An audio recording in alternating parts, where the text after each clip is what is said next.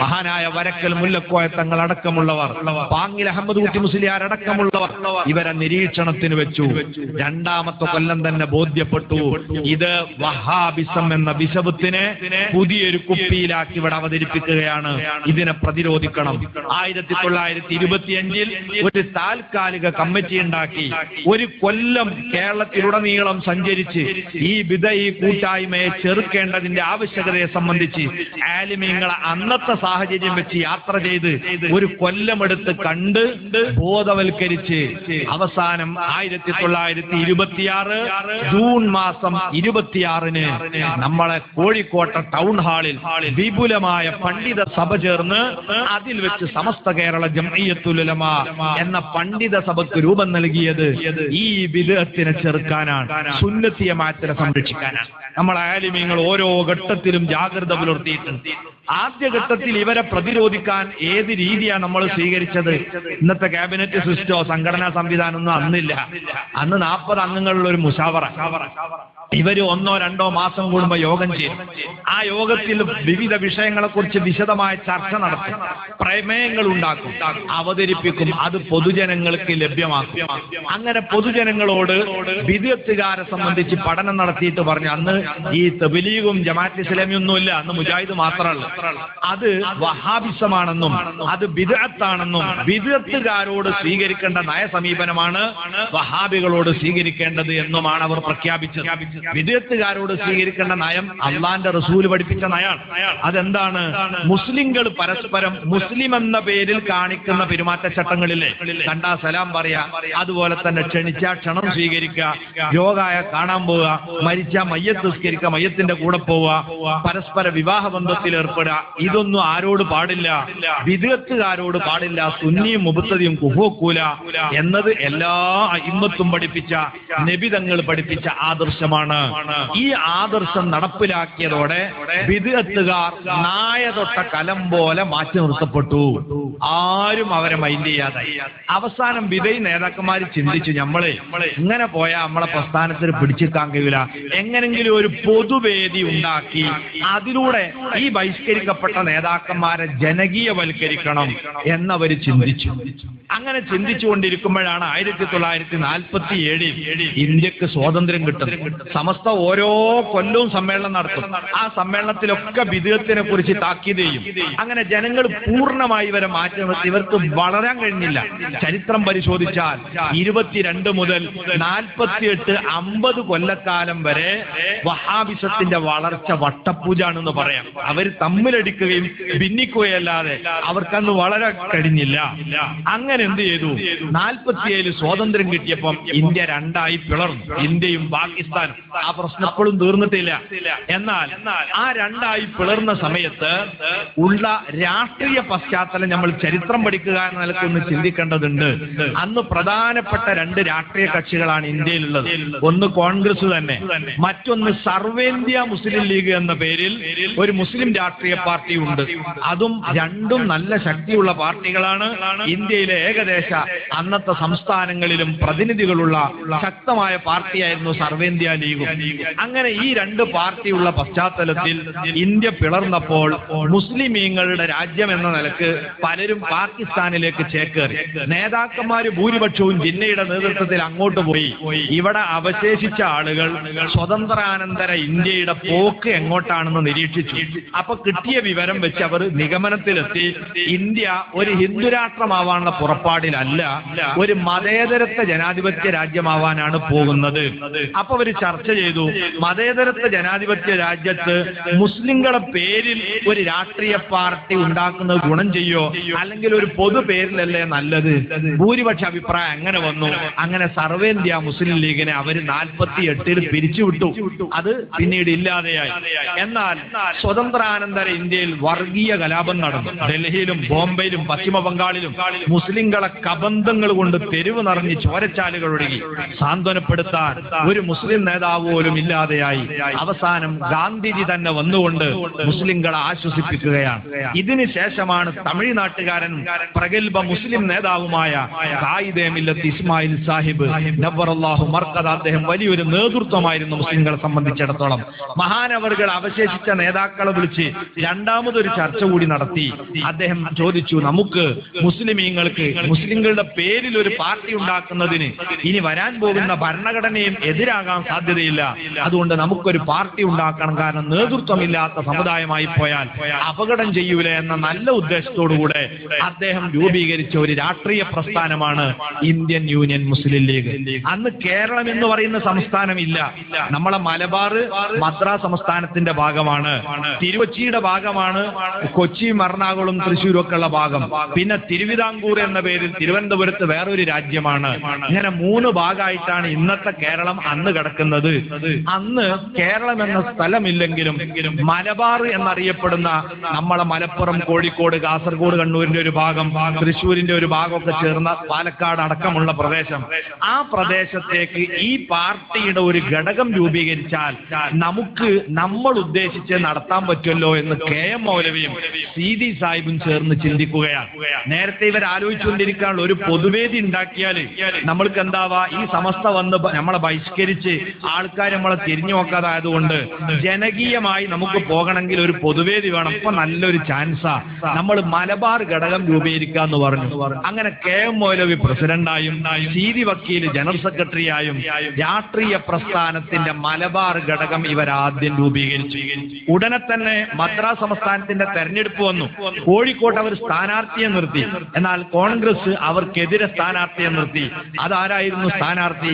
മഹാനായ സയ്യിദ് അബ്ദുറഹ്മാൻ ബാഫഖി തങ്ങൾ നവ്വറല്ലാഹു മർഖദ, മഹാനവറുകളുടെ ബന്ധുവായ ഖാൻ ബഹദൂർ ആറ്റക്കോയ തങ്ങളാണ് കോൺഗ്രസിന്റെ സ്ഥാനാർത്ഥി. സ്വാഭാവികമായും തങ്ങൾ തന്റെ ബന്ധുവിനെ വിജയിപ്പിക്കാൻ സജീവമായി രംഗത്തിറങ്ങി. അത് കാരണം വഹാബികളുടെ സ്ഥാനാർത്ഥി തോറ്റ് പമ്പരം കറങ്ങുന്നത് പോലെ തോറ്റുപോയി. അങ്ങനെ വമ്പിച്ച വിജയം. ഇതിനു ശേഷം KM മൗലവി എന്ത് ചിന്തിച്ചു? നമ്മൾ വിചാരിച്ച ഇവിടെ നടക്കാൻ പോണില്ല. അത് നടക്കണമെങ്കിൽ നമ്മളെ കണ്ട ആരും ഈ പാർട്ടിയിലേക്ക് വരൂല. കേരളത്തിലെ മുസ്ലിമുകൾ സയ്യിദന്മാരെ ബഹുമാനിക്കുന്നവരാണ്. അതുകൊണ്ട് ഈ പാർട്ടിയുടെ തലപ്പത്ത് ഒരു സയ്യിദിനെ വെക്കാത്ത കാലത്തോളം ഇത് വിജയിക്കാൻ പോകുന്നില്ല. ഏത് സയ്യിദിനെ വെക്കും എന്ന് ചർച്ചയായി. KM മൗലവി തന്നെ പറഞ്ഞു, നമുക്ക് അനുഭവമല്ലേ, നമ്മളെ തോൽപ്പിച്ച തങ്ങളില്ലേ അവിടെ ബാഫഖി തങ്ങൾ, ആ തങ്ങളെ നമുക്ക് ഇതിന്റെ തലപ്പത്ത് കൊണ്ടുവന്നാൽ നല്ല ശക്തി കിട്ടും, ആളുകളൊക്കെ ഇതിലേക്ക് വരും. അങ്ങനെ KM മൗലവിയുടെ തന്ത്രപ്രകാരമാണ് വന്യരായ തങ്ങളവറുകളെ പാർട്ടിയുടെ പ്രസിഡന്റ് ആക്കുന്നത് എന്ന് ആരാ എഴുതി വെച്ചത്? വഹാബിയായ മുഹമ്മദ് അബ്ദുൽ കരീം കൊണ്ടോട്ടിക്കാരൻ ഈ അടുത്ത് മരിച്ചു. അദ്ദേഹം KM മൗലവിയുടെ ജീവചരിത്രം എന്ന പുസ്തകത്തിൽ ഇത് സവിസ്തരം പ്രതിപാദിക്കുന്നുണ്ട്. അങ്ങനെ തന്ത്രപൂർവ്വം തങ്ങളെ തലപ്പത്ത് കൊണ്ടുവന്നപ്പം മലബാറിലെ മുസ്ലിമീങ്ങൾ കൂട്ടത്തോടെ ഈ രാഷ്ട്രീയ പ്രസ്ഥാനത്തിലേക്ക് ഒഴുകി. അതൊരു വമ്പിച്ച ശക്തിയായി, സുന്നികളുടെ സംഘശക്തിയായിരുന്നു അത്. അങ്ങനെ 1960 പൊതു തെരഞ്ഞെടുപ്പിനെ നേരിടാനുള്ള ശക്തി ആർജിച്ചു. അന്നത്തെ പൊതു തെരഞ്ഞെടുപ്പിൽ കോൺഗ്രസിനോട് സഖ്യം ചേർന്ന് നമ്മളും മത്സരിച്ചു. ഗംഭീര വിജയമുണ്ടായി. പക്ഷെ അന്ന് കോൺഗ്രസിന് ഒറ്റക്ക് ഭൂരിപക്ഷം ഉള്ളത് കൊണ്ടാവാം അവര് പറഞ്ഞു ലീഗ് ഒരു വർഗീയ കക്ഷിയായതുകൊണ്ട്, അന്നത്തെ കഥയാണ്, വർഗീയ കക്ഷിയായതുകൊണ്ട് അവർക്ക് മന്ത്രി പദവി കൊടുക്കൂല എന്ന് പറഞ്ഞു. അവസാനം പലരും പഞ്ചായത്ത് പറഞ്ഞിട്ട് തീരുമാനത്തിലെത്തി സ്പീക്കർ സ്ഥാനം കൊടുക്കുക. അങ്ങനെ ആദ്യമായി നമ്മുടെ രാഷ്ട്രീയ പാർട്ടിക്ക് കിട്ടുന്ന രാഷ്ട്രീയപരമായ ഒരു സ്ഥാനം എന്താണ്? 60-ലെ നിയമസഭയുടെ സ്പീക്കർ പദവിയാണ്. അന്ന് മുതൽക്ക് വഹാബികൾ എന്ത് ചിന്തിക്കാൻ തുടങ്ങി? രാഷ്ട്രീയ പാർട്ടിയെ മുന്നിൽ വെച്ചുകൊണ്ട് ഉള്ളിലൂടെ വഹാബിസം വളർത്താൻ തുടങ്ങി. ഈ സ്ഥാനം ആർക്കാ കൊടുത്തത്? 36-ൽ നമ്മള് ഫറൂഖിൽ സമ്മേളനം നടക്കുമ്പോ ആ സമ്മേളനം നിർത്തിവെക്കാൻ വേണ്ടി വക്കീൽ നോട്ടീസ് അയച്ച ആളാണ് ആര്? സീതി സാഹിബ് എന്ന സീതി വക്കീൽ. അയാൾ വക്കീല. അന്ന് വക്കീൽ നോട്ടീസ് അയച്ചു. മഹാനായ നമ്മളെ ഉസ്താദ് പാങ്ങിൽ അഹമ്മദ് ഊട്ടി മുസ്ലിയാരാണ്. ഇത് കേരള പണ്ഡിത സഭയല്ല, അത് സമസ്ത കേരള ജമിയത്തുൽ ഉലമ എന്ന് പറഞ്ഞിട്ട് അതിന് മറുപടി കൊടുത്തിട്ട് അയാളെ ഇളിമ്പ്യനാക്കി വിട്ടതാണ്. അങ്ങനെ നമുക്കെതിരെ പട നയിച്ച അദ്ദേഹം, അയാളാണ് ആ സ്പീക്കർ പദവിയിൽ ഇരിക്കുന്നത്. നമ്മൾ ചിന്തിക്കണം, 1960 1960-ലാണ് കേരളത്തിൽ ആദ്യമായി മുസ്ലിം വഖഫ് ബോർഡ് രൂപീകരിക്കുന്നത്. ആ മുസ്ലിം വഖഫ് ബോർഡ് രൂപീകരിച്ചപ്പോൾ അന്ന് 99.4% ആളുകളും സുന്നികളാണ്. വഖഫ് സ്വത്ത് മുഴുവൻ സുന്നികളുടേതാണ്. പക്ഷേ ഒരൊറ്റ സുന്നിയെ പോലും ആ വഖഫ് ബോർഡിൽ അന്ന് ഉൾപ്പെടുത്തിയില്ല. കാരണം എന്താ? തങ്ങന്മാരെ ബഹുമാനിച്ച് ആദരിച്ച് ഇങ്ങനെ സ്റ്റേജ് മുന്നിൽ വെക്കും, ഉള്ളുകൂടെ കാര്യങ്ങൾ ഇവര് നീക്കും. അങ്ങനെ വഖഫ് ബോർഡ് ഫുള്ള് വഹാബികളെ തന്നെ. ഇതിൽ പ്രതിഷേധിച്ചു അന്ന് സമസ്ത കേരള ജംഇയ്യത്തുൽ ഉലമ. എവിടെ വെച്ച്? മഹാനായ ബാഫക്കി തങ്ങളുടെ പാണ്ഡികശാലയിൽ വെച്ച് തന്നെ സമസ്ത മുശാവറ ചേർന്നിട്ട് പ്രമേയം പാസാക്കി, ഒരു സുന്നി പണ്ഡിതനെങ്കിലും വഖഫ് ബോർഡിലേക്ക് എടുക്കണം. ഈ പ്രമേയം നിങ്ങൾക്ക് എവിടെ നോക്കിയാൽ കാണാം. അവിഭക്ത സമസ്ത നമ്മൾ ഒന്നിച്ചു നിൽക്കുന്ന സമയത്ത് പുറത്തിറക്കിയ 60ാം വാർഷിക സോവനീറിന്റെ 58ാമത്തെ പേജിൽ ഈ പ്രമേയം കാണാം. ഒരു സുന്നിനെങ്കിലും എടുക്കണം എന്ന് പറഞ്ഞു. പക്ഷേ അന്നവർ പെട്ടെന്ന് എടുക്കാൻ തയ്യാറായില്ല. എന്നിട്ട് എന്താ സംഭവിച്ചത്? വഖഫ് ബോർഡ് കൈയടക്കിയ ഇവര് രഹസ്യമായി കള്ളരേഖ ചമച്ച് സുന്നികളുടെ വഖഫ് സ്വത്തുക്കൾ തട്ടിയെടുക്കാൻ തുടങ്ങി. അങ്ങനെ സുന്നികൾക്ക് നഷ്ടപ്പെട്ടത് മലബാറിന്റെ ആസ്ഥാനമായ കോഴിക്കോട് നഗരത്തിൽ സുന്നികൾ മുഹിയുദ്ദീൻ ശേഖ തങ്ങളെ പേരിൽ സ്ഥാപിച്ചതും ആഴ്ചതോറും മുഹിയുദ്ദീൻ റാത്തീബ് ചൊല്ലി വന്നിരുന്നതുമായ മൊയ്തീൻ പള്ളി എന്നറിയപ്പെടുന്ന പാളയം മുഹിയുദ്ദീൻ ജുമാ മസ്ജിദ് വഹാബികളുടെ കൈകളിലെത്തി. അവിടെ ഉണ്ടായിരുന്ന ഷാദുലി ത്വരീഖത്തിൽപ്പെട്ട ഷാദുലി ശേഖിന്റെ പേരിൽ നിർമ്മിച്ച ഷാദുലി പള്ളി, അതുപോലെ തന്നെ മഹാനായ ടിപ്പു നിർമ്മിച്ച് സുന്നി ആചാരപ്രകാരം നടന്നു വന്ന പട്ടാളപ്പള്ളി, ലിവാ മസ്ജിദ് ഉൾപ്പെടെ 12ഓളം പള്ളികൾ കോഴിക്കോട് നഗരത്തിൽ മാത്രം രാഷ്ട്രീയത്തെ മറയാക്കി വഖഫ് ബോർഡ് കയ്യിൽ വെച്ചുകൊണ്ട് വഹാബികൾ തട്ടിയെടുത്തു. ഇങ്ങനെയാണ് മലബാറിൽ ജുമഅക്ക് വരുന്ന, കോഴിക്കോട് ടൗണിൽ ജുമഅക്ക് വരുന്ന ആളുകളെ മുമ്പിൽ ഖുതുബ പരിഭാഷപ്പെടുത്തിയിട്ട് വഹാബിസം പ്രചരിപ്പിക്കാൻ തുടങ്ങിയത്. ഇവിടെ നമ്മൾ ഉണരണം. രാഷ്ട്രീയ പാർട്ടിയെ മറയാക്കിയ വഹാബികൾ ഇവിടെ പ്രവർത്തിച്ചത്. അതിനു മുമ്പ് അവർക്ക് വളരാൻ കഴിഞ്ഞില്ല. സമസ്ത കേരള ജംഇയ്യത്തുൽ ഉലമ സംഭവിക്കുന്നത് എന്താ? പിന്നെ രാഷ്ട്രീയ പാർട്ടിക്ക് അധികാരം കിട്ടിയതോടുകൂടെ സമസ്തന്റെ പ്രവർത്തനം പിന്നെ പതുക്കെയായി.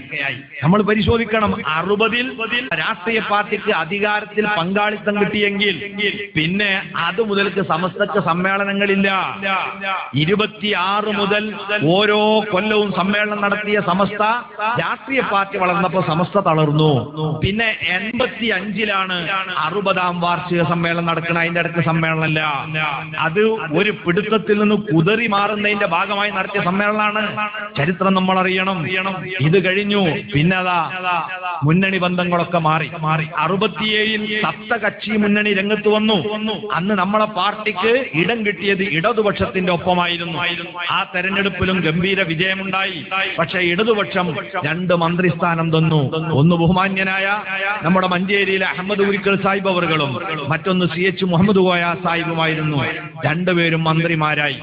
ആ കാലത്ത് ഒരു സംഭവം ഉണ്ടായതെന്താ?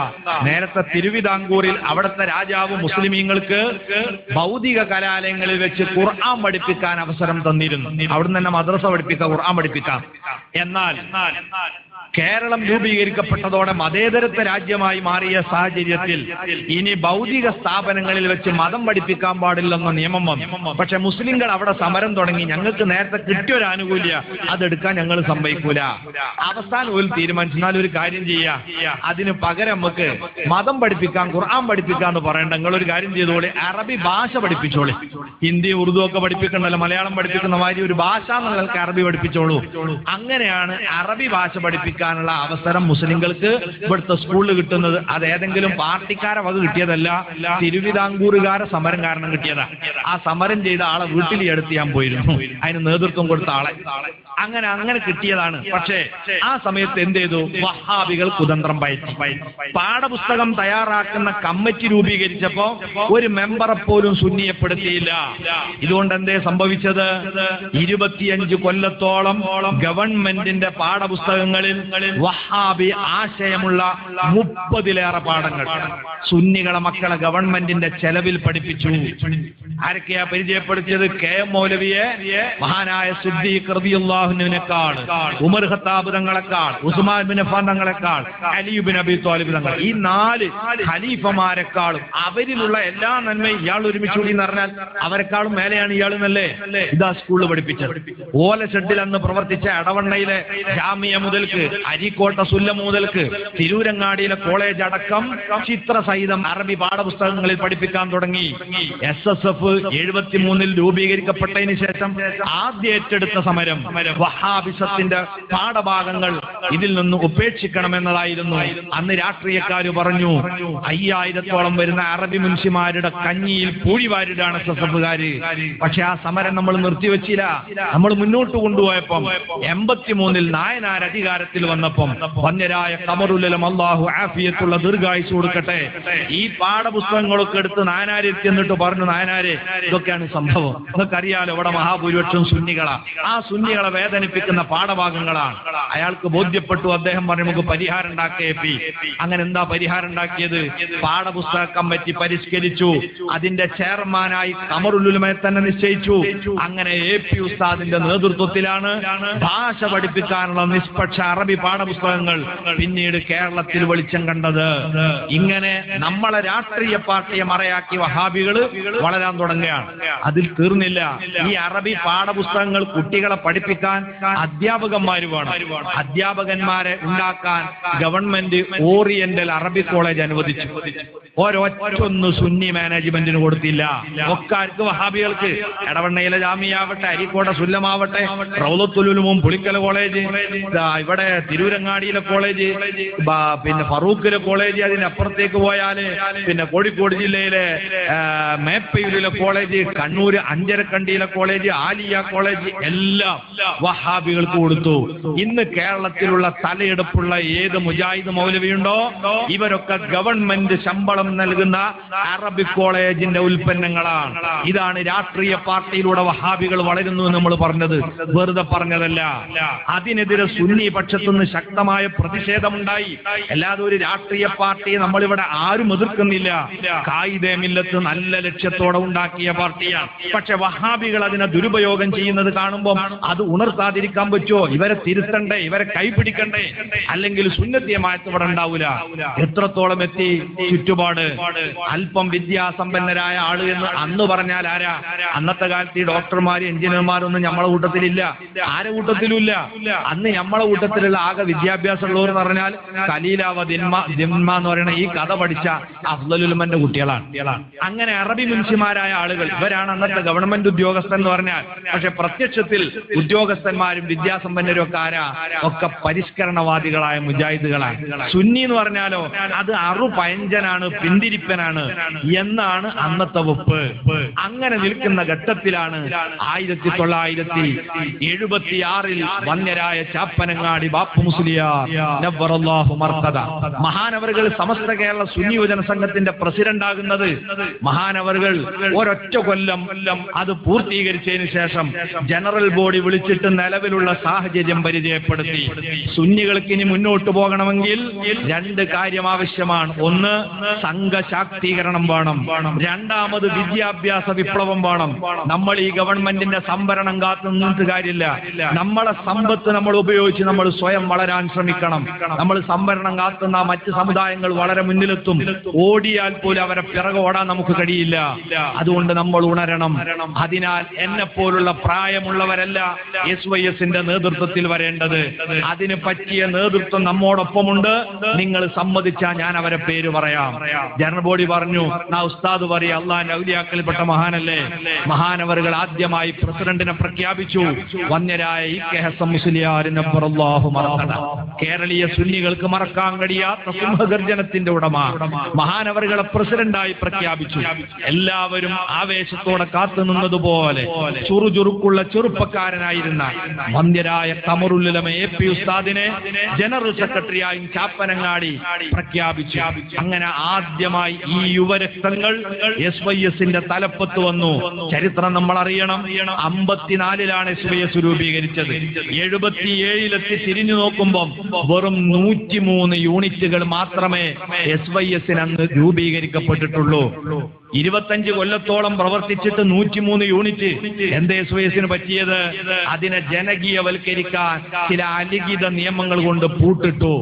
SYS ജീവകാരുണ്യ പ്രവർത്തനം നടത്താൻ ഒരുങ്ങിയാൽ അന്ന് പറയും വേണ്ട, അത് യൂത്ത് ലീഗ് നടത്തിയാൽ മതി. വിദ്യാഭ്യാസ പ്രവർത്തനത്തെ കുറിച്ച് ചിന്തിച്ചാൽ പറയും വേണ്ട, അതിന് MES ഇല്ലേ. പിന്നെ SYSന്റെ ഡ്യൂട്ടി എന്താ? അത് മുജാഹിദുകൾ എന്തെങ്കിലും പറഞ്ഞാൽ അതിനെ ഗണ്ണിക്കാം. എന്നിട്ട് ഇവരെന്നെ എപ്പുറത്തുനിന്ന് പറയും കണ്ടോ എപ്പോഴും ഗണ്ണനം മണ്ണനം, ഇതല്ലാതെ എന്താ അവർക്കുള്ളത്? SYS ജനകീയവൽക്കരിക്കാൻ കഴിയോ? ഇല്ല.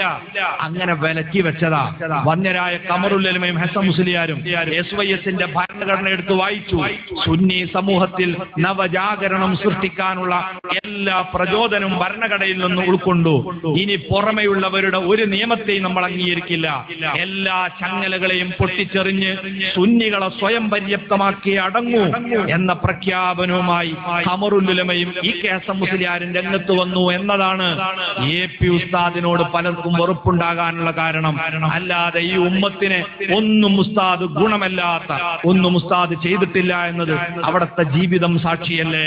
SYSന്റെ തലപ്പത്ത് നിന്ന് അത് നമ്മളെ കയ്യിലേക്ക് ഏൽപ്പിച്ചു തരുമ്പോൾ 103 യൂണിറ്റും 5 രൂപ കടവും ഒരു ചെറിയ നോട്ട് പുസ്തകവും മാത്രം ആസ്തിയുണ്ടായിരുന്ന ഈ പ്രസ്ഥാനത്തെ 5000 യൂണിറ്റുകളാക്കി കോടിക്കണക്കിന് ആസ്തിയും വിദ്യാഭ്യാസ സ്ഥാപനങ്ങളുമുള്ള ഒരു പ്രസ്ഥാനമാക്കിയിട്ടല്ലേ നമ്മളെ കയ്യിൽ ഏൽപ്പിച്ചത്. അള്ളാഹു ദീർഘായുസ് കൊടുക്കുമാറാകട്ടെ.